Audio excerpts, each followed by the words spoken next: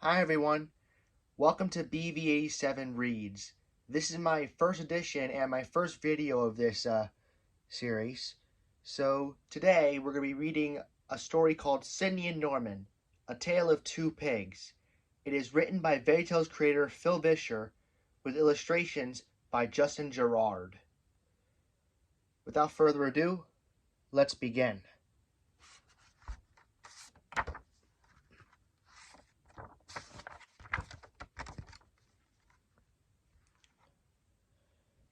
On a quiet street in a quiet town lived two pigs. They didn't oink or eat slop. No, this isn't that kind of story. They wore suit coats and went to work. And even though they lived right next door to each other, they didn't know each other's names. The pig on the right was Norman. He was a very good pig.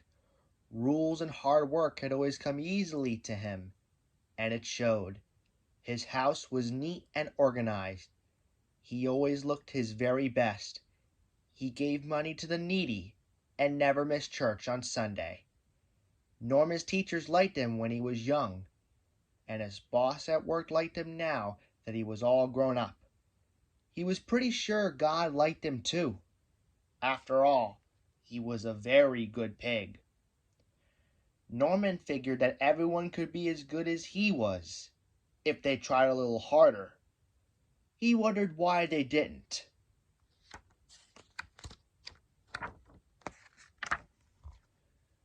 The pig on the left was Sidney. Things didn't come quite as easily for Sidney. Rules and systems and schedules seemed, well, a bit slippery. One minute he thought he had them, and the next minute, whoops, where'd they go? He was forever running 10 minutes late and could never manage, no matter how hard he tried, to get his tie perfectly straight. Not like his neighbor. What was his name? Sidney got in trouble at school, which frustrated his teachers. He got in trouble at work, which frustrated his boss. He knew God was watching and figured he was pretty frustrated too. But most of all, Sidney frustrated Sidney. Why was everything so hard? Why couldn't he be more like... Oh, what was his name? Sidney felt broken, and some days that made it hard to get up in the morning. Some days, in fact, Sidney couldn't get up at all. Since Sidney was usually late and Norman was usually early, they very seldom saw each other, unless, that is, they happened to fetch their mail at the same time, which is exactly what happened one bright morning in October. Now, normally if Sidney saw Norman, he would shuffle down and shuffle. He would look down and shuffle back inside. He was sure Norman was staring at his tie, or his hair, or the papers half stuck into his briefcase. He was sure Norman was looking down at him for being messy, which, for the most part, was absolutely correct. But this day, Norman didn't look at Sidney's tie, and Sidney didn't look away because they were both staring at the small pale blue envelopes they had received in the mail. One was addressed to Norman, and the other to Sidney. Had someone invited them both to the same party? Eager to unravel the mystery, the two pigs opened the envelopes. Norman read, "Dear Norman," and Sidney read, "Dear Sidney," followed by, I would like you to come visit me at 77 Elm Street next Tuesday at your convenience. I have something to tell you." They both glanced at the bottom of the page and read, "Sincerely, God." Sidney and Norman reread the invitation several times to make sure they had read them correctly. God wanted to talk to them? On Tuesday? On Elm Street? Sidney panicked. Deep in his heart was a familiar feeling, the feeling he had felt when, as a young pig, his teacher had sent him to the principal's office. Terror, panic, doom. Norman smiled. He, too, felt a familiar feeling, the feeling he had felt when, as a young pig, he was called up in front of the school to receive an award. Anticipation, happiness, pride. Sidney taped the invitation to the inside of his front door so he wouldn't lose it. Norman entered the date neatly in his date book.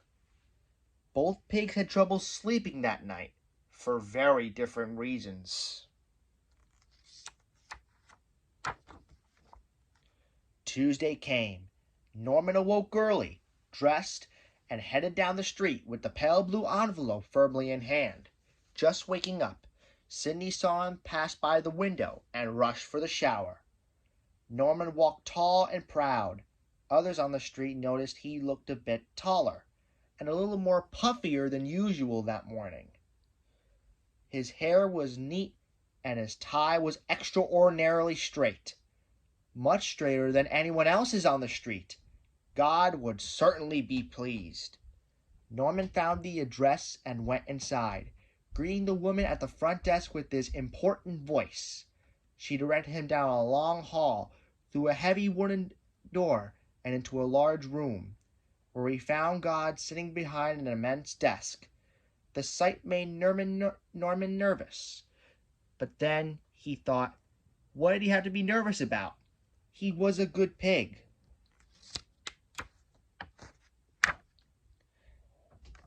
God walked around the desk and smiled at the puffed-up pig.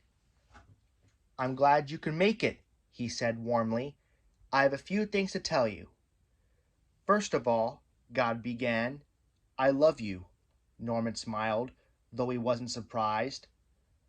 Secondly, your goodness is not the reason I love you. Norman startled a little. What a curious thing for God to say. Thirdly, God continued, you're not as good as you have led yourself to believe. You're prideful. You're selfish. You look down on others simply because things don't come as easily for them. God looked a little sad now. I love them just as much as I love you. Don't look down on those I love. Then God smiled and returned to his desk. That is what I need to tell you. Norman swallowed hard. That was the award? That was the commendation? Confused, he turned and ran down the hall, past the front desk, and back onto the street. His head was spinning. He felt dizzy. Was God finding fault with him? He was a good pig. He noticed his tie was off kilter and hurried to straighten it. Not perfect, but at least better than that fellow over there in the yellow jacket, or the guy in the blue, or any of these people for that matter. Then it hit him. He was looking down on those people, right then, right there, just like God had said, and he'd done it yesterday, and the day before, 20 times a day at least. Norman's face grew hot. God was right. He was selfish. He was prideful. For the first time in his life, the good pig had to face the fact that he had been very, very bad. His pride in his goodness was his sin. He buried his face in his hands and hurried home, tears splashing on his neat gray suit. From his window, Sidney saw his neighbor return and froze in shock. Was he crying? Sidney couldn't breathe. Oh dear, if that's what a visit with God did to that guy, oh, he was doomed. Hands shaking, Sidney tried one more time to get his tie to lie just right. Why was it so hard? Now where was his hat? Not on the hook, of course. Oh, under the couch. Hat in hand, he peeled the pale blue envelope off the door and stepped outside.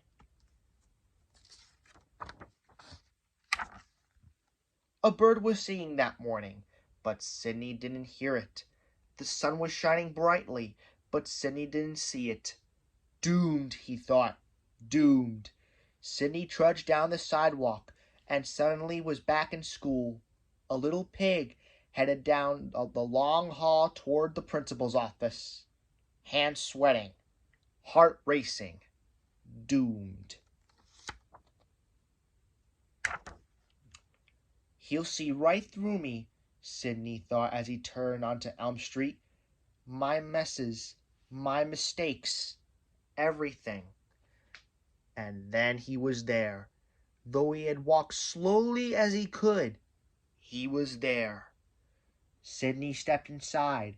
He tried to say something to the woman at the front desk, but found he couldn't speak.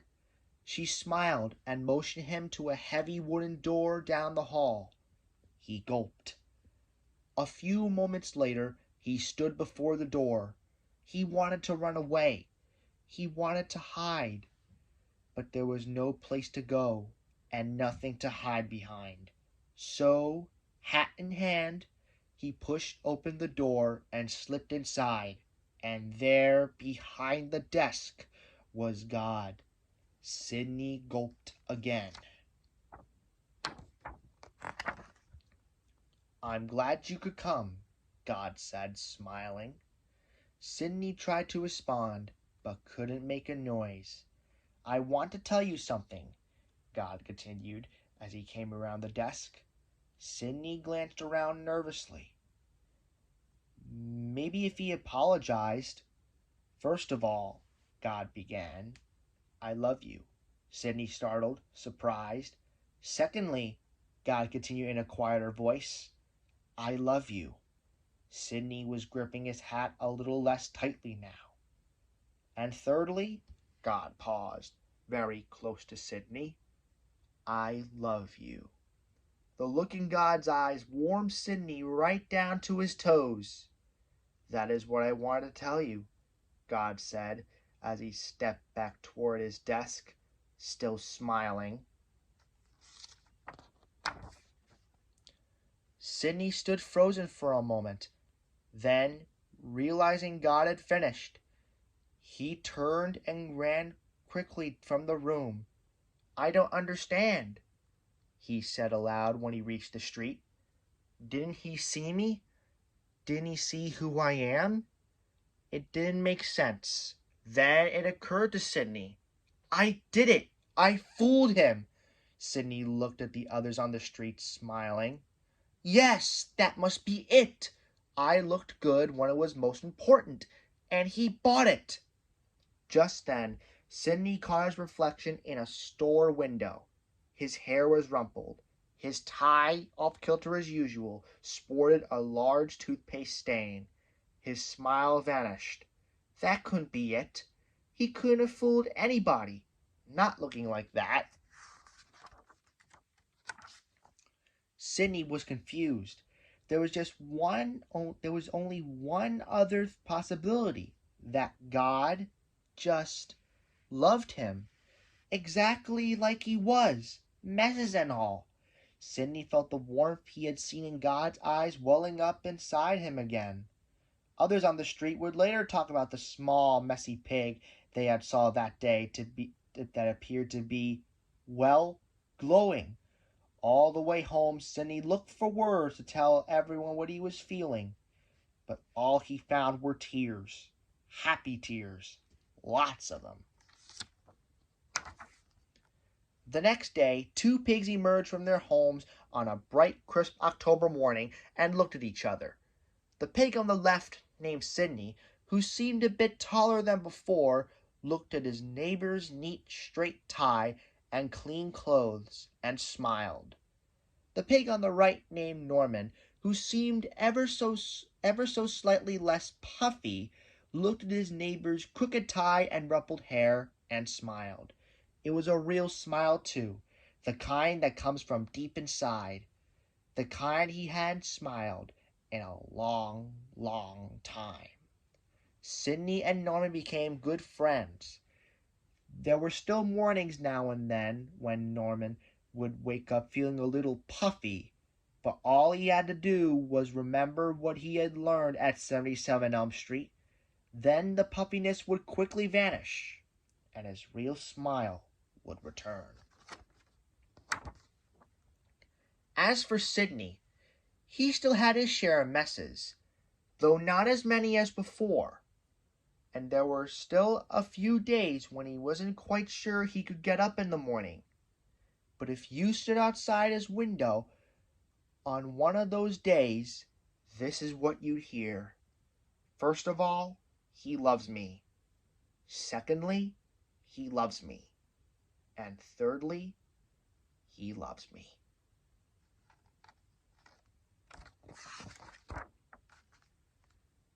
And that was all it took.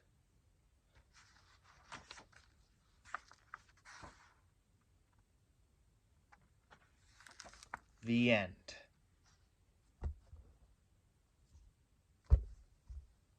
That was a great story, don't you think? You see, Norman learned that even though he was a very, very good pig, he was very prideful towards Sidney and everyone else in the town. You should know that you can't be prideful just because you're good at everything.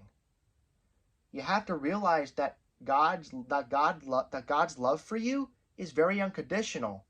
And if you ever feel prideful, think about God. And then your puffiness or pride will quickly go away. And Sidney, he learned a good lesson too. God loved him no matter what. Mistakes, messes, everything. We all make mistakes. We fall, we trip, we stumble, but hey, God loves us no matter what. Thank you all for watching this video, and I hope you all learned a lesson. Stay tuned for more of BV87 Reads. I'll see you guys soon. Bye now.